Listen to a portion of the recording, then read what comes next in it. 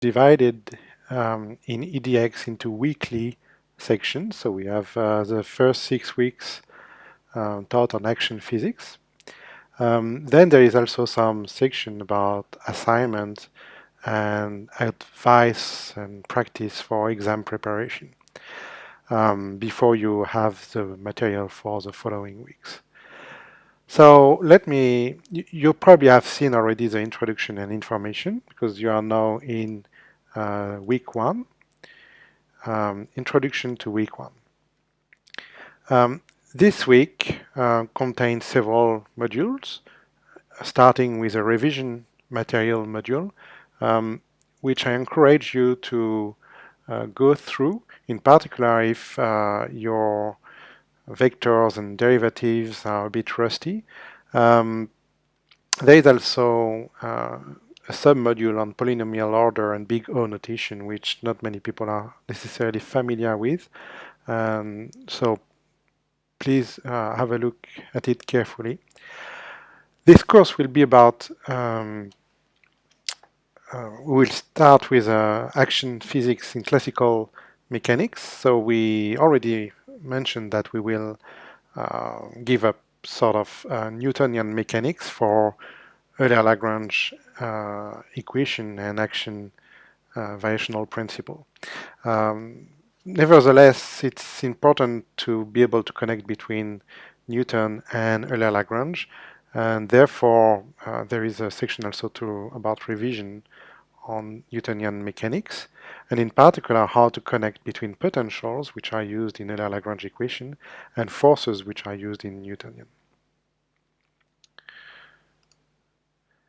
Then there is another module on mathematical interlude, which is about partial derivation.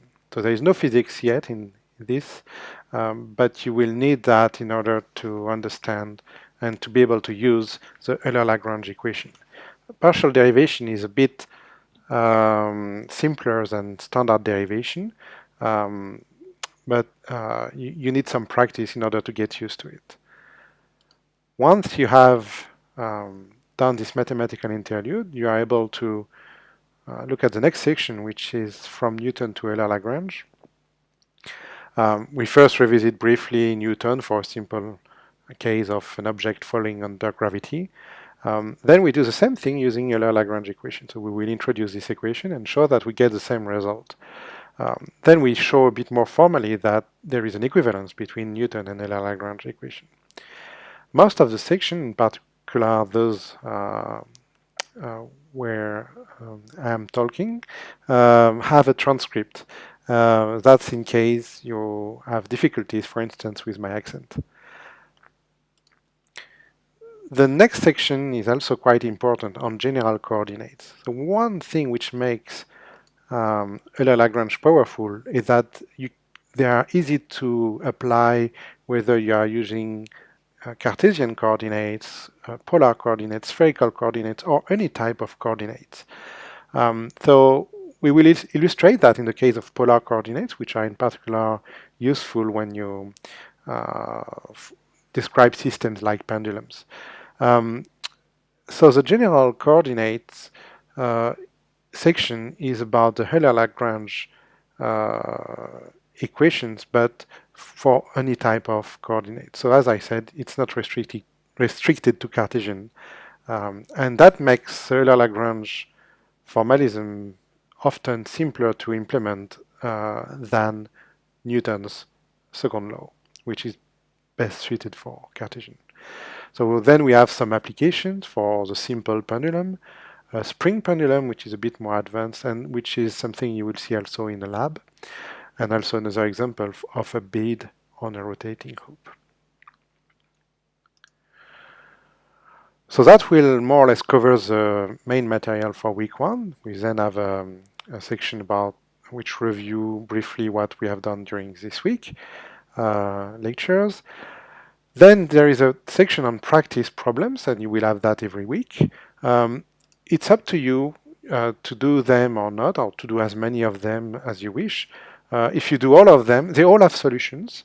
So if you do all of them, you will definitely be very well prepared for the exam. You can, my advice would be to do few of them to look at their solution as well of the others, and revisit them and keep some of them for your revision before the exam.